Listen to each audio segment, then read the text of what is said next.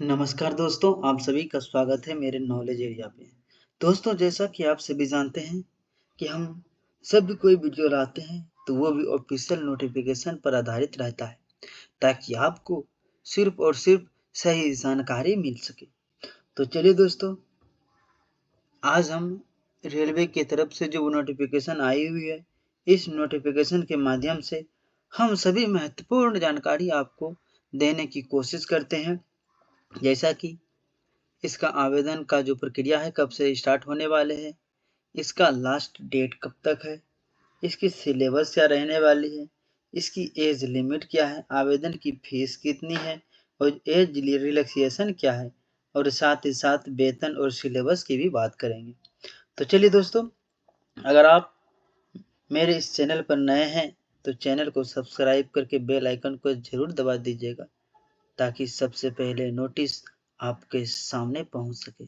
और हाँ, ये वीडियो अच्छा लगे तो अपने दोस्तों में भी शेयर कर दीजिएगा।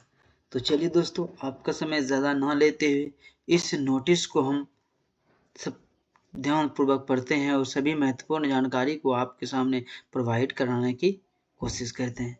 तो चलिए दोस्तों, यहाँ पे आप देख सकते हैं सबसे पहले कि government of India ministry of railway requirement board जो है सेंट्रलाइजेशन एम्प्लॉयमेंट नोटिफिकेशन जो है 4/25 की जो दिया गया है। यहाँ पे हम देखेंगे कि इस नोटिस के माध्यम से जो वैकेंसी निकली है उसके पहले उसको देखने की कोशिश करें। सबसे पहले यहाँ पे देखेंगे कि सेक्शन कंट्रोलर यानी कि रेलवे की तरफ से जो सेक्शन कंट्रोलर का जो वैकेंसी है, पद है, आज हम इसी पद के बारे में आपको सभी महत्वपूर्ण जानकारी देने की कोशिश करते हैं। बने रहिएगा अंत तक। तो चलिए दोस्तों, सबसे पहले इस नोटिस के जो है डेट को देखने की कोशिश करते हैं कि कब से ये जो इसका फॉर्म स्टार्ट होने वाले हैं। तो चलिए दोस्तों, यहाँ पे देखेंगे कि centralised employment notice number general जो है 04/22/2025 फॉर सेक्शन कंट्रोलर। यहाँ देख सकते हैं पद का नाम जो है वो सेक्शन कंट्रोलर पे रखी गई है। तो चलिए यहाँ पे देखेंगे, सबसे पहले हम date of publication on RRB website की बात करें कि ऑनलाइन आवेदन इसका जो पब्लिश हुई थी ये 14/4 को हुई थी। और यहाँ पे देख सकते हैं कि ओपिनियन ऑनलाइन सबमिशन फॉर्म की डेट करें कब से स्टार्ट होने वाले हैं। तो हम देखेंगे कि 15 सितंबर से ये फॉर्म जो स्टार्ट होने वाले हैं, यानी कि आज 15 सितंबर है, आज ही से जो इसका फॉर्म फिलअप होने वाले हैं। क्लोजिंग फॉर्म की डेट करें कि ये आवेदन कब तक चलेंगे, तो जहाँ देख सकते हैं कि 14 अक्टूबर तक यानी 14/10/2025 तक ये फॉर्म फिलअप होने वाले, यानी कि 1 महीने का आपके पास टोटल समय है। अगर यदि यहाँ पर last date for fees payment की बात करें तो यहाँ देखेंगे कि 16/10 तक आप जो फीस को पेमेंट कर सकते हैं। अगर यदि मॉडिफिकेशन विंडो करेक्शन की बात करें तो 17/10/2025 से 26/10/2025 तक जो है आपका करेक्शन विंडो खुलने की चांस है। तो चलिए थोड़ा सा यहाँ पे देखेंगे, ये फॉर्म जो है सिर्फ और सिर्फ ऑनलाइन के माध्यम से ये भरा जाएगा। भारत के लोग जितने भी हैं सभी लोग ये भर सकते हैं। तो चलिए आगे भी हम इस नोटिफिकेशन और वैकेंसी के जो है एंगल को देखने की कोशिश करते हैं कि कौन सा पद पे कितनी कितनी व्यक्तियां निकाली गई है। यहाँ पे देख सकते हैं detail of vacancies it is an glens. यहाँ देखेंगे कि पोस्ट के नाम की बात करें तो सिलेक्शन कंट्रोलर के जो पोस्ट का नाम है। लेवल इन सीपीसी की बात करें तो 7वां लेवल का जो वेतन है। यहाँ देखेंगे कि इंटीरियल पे की बात करें तो 35,400 है। A2 यानी कि समझ सकते हैं इसका डबल जो है आपका वेतन रहने वाली है। 35 दूना 70 यानी कि 60,000 लगभग जो आपका वेतनमान रहने वाली है। अगर एज की बात करें तो 20 से 30 साल तक आपका जो है एज होना अनिवार्य है। टोटल वैकेंसीज की बात करें तो टोटल वैकेंसी 368 रखी गई। चलिए दोस्तों, आगे भी इसकी महत्वपूर्ण नोटिस को देखने की कोशिश करते हैं। तो चलिए यहाँ पे हम सबसे पहले बैंडेड आइटम की बात करें। यहाँ एग्जाम्स में सभी को पता है कि कौन कौन इलेक्ट्रॉनिक्स डिवाइस आप लेके जा सकते हैं तो नहीं दे लेके जा सकते। यहाँ देख इलेक्ट्रॉनिक गैजेट में जो mobile phones, paper, watches, earphone, Bluetooth enable device, microphone आदि जो ये सब अभी एग्जाम सेंटर पे नहीं लेके जा सकते। तो स्टेज ऑफ एग्जाम की बात करें तो यहाँ पे हम देखेंगे यहाँ पे हम देखेंगे कि stage of exam 3 shall be single state computer based exam जो है ये रहने वाले हैं। सबसे पहले कंप्यूटर बेस्ड एग्जाम होगा, सीबीटी के माध्यम से एग्जाम होगा। उसके बाद जो कंप्यूटर बेस्ड एप्टीट्यूड टेस्ट होगा, यानी कि सीबीएटी होगा। उसके बाद डॉक्यूमेंट्स वेरिफिकेशन होगा, तब जाकर आपका मेडिकल होगा। उसके बाद ही आप जॉब के लिए पात्र होंगे। अगर ये शॉर्ट लिस्टिंग की बात करें तो हम देखेंगे कि the shortlisting for CBAT shall be to the extent of, यानी कि देख सकते हैं सीबीएटी जो है आपका टेस्ट होने के बाद ही आपको शॉर्ट लिस्ट किया जाएगा। उसके बाद जो है आपका डॉक्यूमेंट्स वेरिफिकेशन होगा। यह डॉक्यूमेंट वेरिफिकेशन के होने के बाद जो 70% का वेटेज रहेगा कि जितने भी लोग जो फॉर्म आवेदन किए, जो डॉक्यूमेंट वेरिफिकेशन के लिए आवेदन किए हैं, उसमें से 70% का जो है ये जो आपका जो है शॉर्ट लिस्टिंग जारी होगा। यदि नेगेटिव मार्किंग की बात करें तो हम देखेंगे there will be negative marking for incorrect answer in CBT dedication of 1/3, यानी कि 1/3 जो है आपका नेगेटिव मार्किंग रहने वाली है। चलिए आगे भी हम इसके कुछ महत्वपूर्ण नोटिस को देखने की कोशिश करेंगे।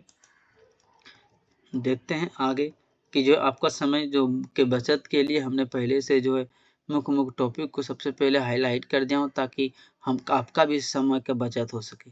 अगर यदि मेडिकल स्टैंडर्ड की बात करें, पोस्टेज की बात करें, तो हम देखेंगे कि कौन कौन भर सकते हैं। Physically in fit on all respect, यहाँ पर देखेंगे विदाउट ग्लासेज, जो चश्मा पहने नहीं है वो जो है इसका फॉर्म, चश्मा पहने हैं वो इसका फॉर्म नहीं भर, आँख से जो किसी प्रकार के प्रॉब्लम है वो फॉर्म नहीं भर सकते हैं।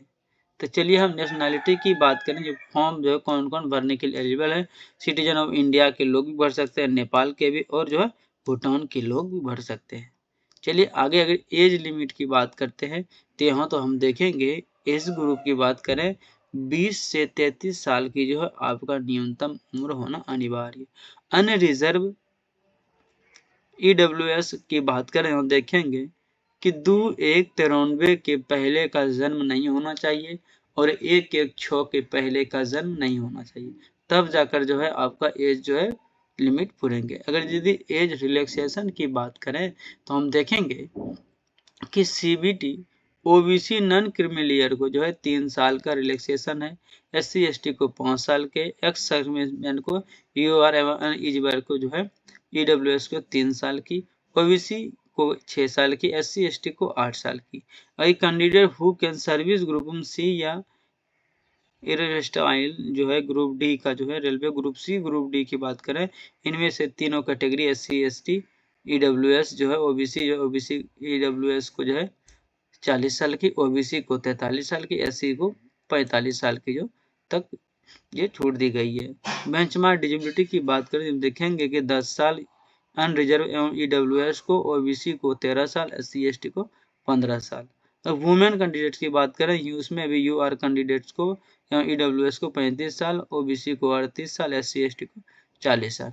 चलिए आगे हम एजुकेशनल क्वालिफिकेशन की बात करें कि कौन कौन इस फॉर्म को फिलअप करने के लिए एलिजिबल है, तो यहाँ पर हम देखेंगे कि candidate should have required the minimum educational qualified as indicated of the post in annexure A या जनरेशन जो है रिकॉग्निशन यूनिवर्सिटी से जो है ग्रेजुएशन पास होना आपका जो है अनिवार्य है।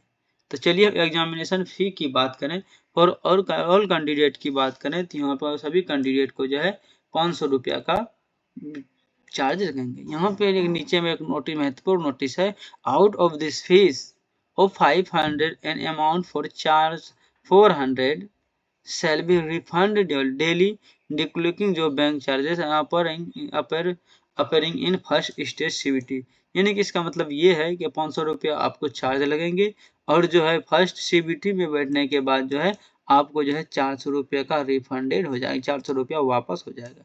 वहीं अगर फॉर फीमेल एवं transgender ex serviceman candidate billing जो SC ST minority community backward EWS PWD की बात करें तो उसको जो 250 रुपया जो चार्ज लगने वाले हैं, और सीबीटी की एग्जाम में अगर जो बैठेंगे तो आपका जो है ये 250 रुपया जो है आपका वापस कर दिया जाएगा। और मोड ऑफ पेमेंट की बात करें तो आप ऑनलाइन के माध्यम से इसका जो है पेमेंट कर सकते हैं। तो चलिए दोस्तों, आगे भी आपके जो है कुछ महत्वपूर्ण टॉपिक को हम देखने की कोशिश करते हैं। ये वीडियो अच्छा लगे तो अपने दोस्तों को शेयर जरूर कर दीजिएगा, ताकि इसकी जानकारी जो है उनको भी पहुंच सके। तो चलिए दोस्तों, आगे हम यहाँ पे देखने की कोशिश करेंगे कि आगे हमने जो क्या क्या जो ट्रिक किया है। चलिए यहाँ पे रिक्वायरमेंट और प्रोसेस की बात करें तो यहाँ देखेंगे सबसे पहले सिंगल स्टेज में जो है कंप्यूटर बेस्ड जो आपका क्या होगा, एक टेस्ट होगा। उसके बाद जो कंप्यूटर बेस्ड एप्टीट्यूड टेस्ट की बात करें तो वो भी आपका सेकेंड स्टेज में। थर्ड स्टेज की बात करें उसके बाद जो है आपका डॉक्यूमेंट्स वेरिफिकेशन होगा, उसके बाद मेडिकल एग्जामिनेशन होंगे। यहाँ पे कंप्यूटर बेस्ड टेस्ट की बात करें तो यहाँ देखेंगे टोटल जो ड्यूरेशन जो है आपको 120 यानी 2 घंटे का आपको समय मिलेगा। क्वेश्चन टोटल क्वेश्चन की बात करें तो टोटल क्वेश्चन जो 100 नंबर का क्वेश्चन होगा। There will be negative marking की बात करें तो ये 1/3 जो है नेगेटिव मार्किंग रहने वाली, और नॉर्मलाइजेशन जो सीबीटी में सिर्फ रहेंगे। अगर इस सिलेबस की बात करें दोस्तों, सिलेबस सबसे महत्वपूर्ण एग्जाम के टॉपिक, इसको आप ध्यान से देखिएगा। सिलेबस की बात करें यहाँ देखेंगे एनालिटिकल एंड मैथमेटिकल कैपेबिलिटी में अगर जो बात करें यहाँ देखेंगे ए पॉइंट में मैथमेटिक्स, नंबर सिस्टम, रेशियो और प्रोपोजिशन की बात कही है। Average, percentage, profit loss, loss एवं discount, time, speed, distance, power and work, algebra, linear, educational और arithmetic, progressions, LCM, STF, geometry, area and volumes, probability and stability. ये जो है आपके जो है एनालिटिकल जो मैथमेटिकल कैपेबिलिटी में दी गई है। डाटा एनालिसिस एवं इंटरप्रिटेशन की बात करें यहाँ देखेंगे मल्टी सोर्स डेटा एनालिसिस में एग्जामिनेशन जो है इसका जो होगा चार्ट से होगा, graphs, scatter plot, pie chart जो है, और डेटा सफिशिएंसी और डेटा अरेंजमेंट होगा। और लॉजिकल कैपेबिलिटी की बात करें तो इनमें देखेंगे लॉजिकल रीजनिंग में binary logic, syllogism, clocks, calendar, assumption, blood relation, family tree, solving logic, वेस्ट एवं पजल। अगर रीडिंग कॉम्प्रिहेंशन की बात करें तो रीडिंग कॉम्प्रिहेंशन में पैसेज जो है पूछा जाएगा। इसमें हम देखेंगे कि किसी एक सब्जेक्ट में, जो सब्जेक्ट यहाँ पे दिया गया है, history, society, literature, science, environment, abstracts और मैथोलॉजी, टेक्नोलॉजी, कल्चर, इस सभी से आपका रीडिंग कॉम्प्रिहेंशन पूछने वाले हैं। मेन आइडिया इसमें जो रहेंगे, मेन आइडिया रहेंगे, सपोर्टिंग आइडिया रहेंगे, एप्लीकेशन रहेंगे, logical structure and style of the given paragraph पे। मेंटल रीजनिंग की बात करें यहाँ देखेंगे एनालॉजिकल बात करें identify relationship between two times of applying.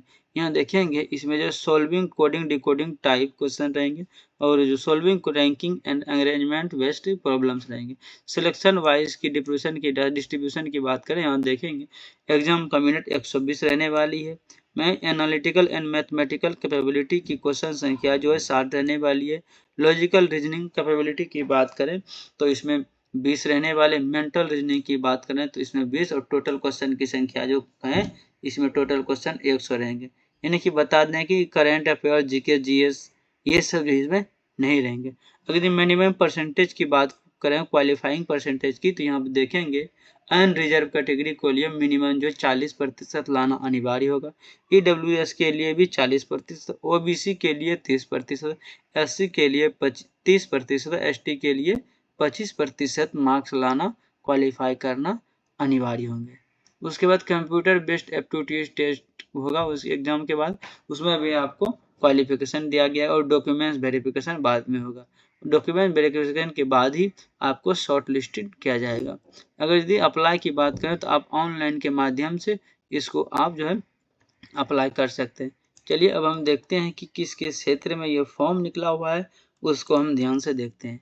सबसे पहले दोस्तों, सबसे पहले यहाँ देखेंगे अहमदाबाद, अजमेर, प्रयागराज, बेंगलुरु, भोपाल, भुवनेश्वर, बिलासपुर, चंडीगढ़, चेन्नई, गोरखपुर, गुवाहाटी, जम्मू कश्मीर, कोलकाता, मालदा, मुंबई, मुजफ्फरपुर, पटना, रांची, सिकंदराबाद, सिलीगुड़ी, तिरुवनंतपुरम।